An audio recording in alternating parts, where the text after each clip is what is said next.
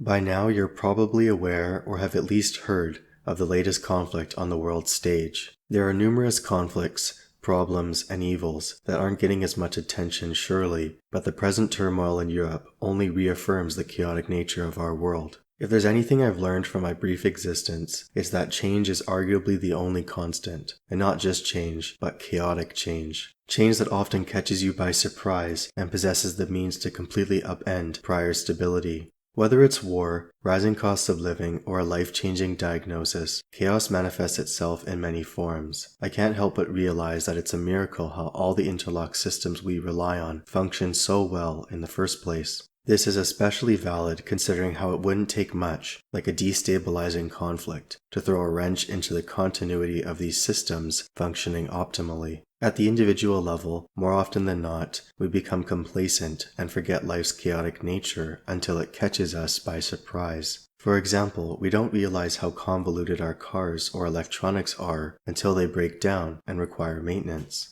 But is this necessarily a negative phenomenon? After all, one cannot possibly foresee all outcomes and plan for them accordingly with no errors whatsoever. So how do we cope with chaos? Do we ignore it completely? Do we attempt to plan for every outcome? Or should we aspire to enact a bit of both? Beginning with the ignorance is bliss approach, I acknowledge that at least some ignorance is necessary in order to cope with chaos. One would surely go insane if they pondered about evil and the chaos that arises from it during every waking moment. Focusing on your responsibilities is certainly a necessary distraction to the colossal negativity that can consume you from worrying about the rest of the world. Does this mean I give license to ignoring the rest of the world? No, at least not completely. Advocating for an approach as solipsist as this is absurd, not to mention highly improbable. You can ignore the world and its chaos, but it definitely won't ignore you. Eventually it'll remind you that individuals don't exist in a vacuum. Other people exist, and their choices have impacts on you. To maintain your composure, a level head let's say, you can't focus on the world's chaotic nature all the time, but that doesn't mean you totally ignore it. Acknowledge that chaos exists and negative outcomes can arise from it. If you seek to alleviate sufferings from that chaos, then it's best to begin at the local level. Start with yourself, your family, friends, regional community, and work your way towards the rest of the world. Not only will you make a meaningful impact that you can tangibly witness, doing so will prevent the apathetic attitude of, nothing I do will make a difference to those suffering from chaos, whether it's here or across the world. Now, if we discard the ignorance is bliss attitude, then what about the planning for all outcomes mentality? Surely planning and forethought are positive endeavors, as they most certainly prevent detrimental occurrences. An obvious example would be planning a backcountry trek where you know exactly where you're going, for how long, and what resources you'll need to bring. It's no secret that insufficient planning, or a total lack thereof, will increase the likelihood that events go amiss, if not disastrous.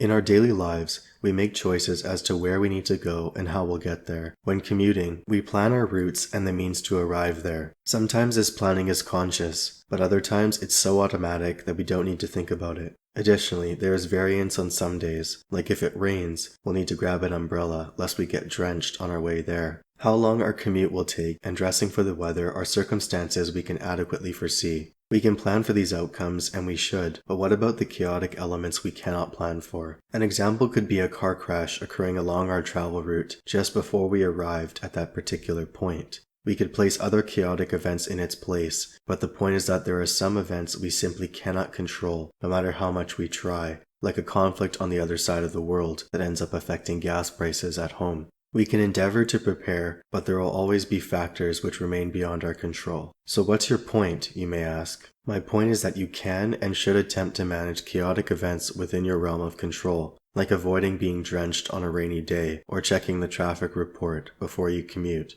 Just thinking about Murphy's Law, where anything can go wrong, will, and often at the worst possible moment, is sufficient to make one aware that mitigating chaos should be done where it's reasonably possible. As for the rest, where chaotic events lie beyond our influence, all one can reasonably do is deal with them as they arise by making the best of the hand you're dealt. Therefore, it appears that the answer to coping with chaos amalgamates some elements of ignorance is bliss and planning for everything. We cannot ponder about our chaotic world unceasingly, lest we be driven to despair. Therefore, a dose of ignorance is required by temporarily blocking out the world and focusing on individual priorities. Tangibly, this could be achieved by not consuming news media constantly. But at the same time, we cannot completely ignore the sufferings that are brought about by turmoil. We shouldn't ignore the sufferings of others entirely, even if they're across the world and there doesn't appear to be much we can do. Something can always be done, no matter how inconsequential it may seem. This is true on a grand scale and on an individual level. We cannot control chaos, but we can certainly cope by attenuating its detrimental outcomes, especially where it's not possible to avoid altogether. Preserving the belief that circumstances will improve, even when it's ostensibly hopeless to think so, is certainly a good place to start if one aspires to cope with a chaotic world.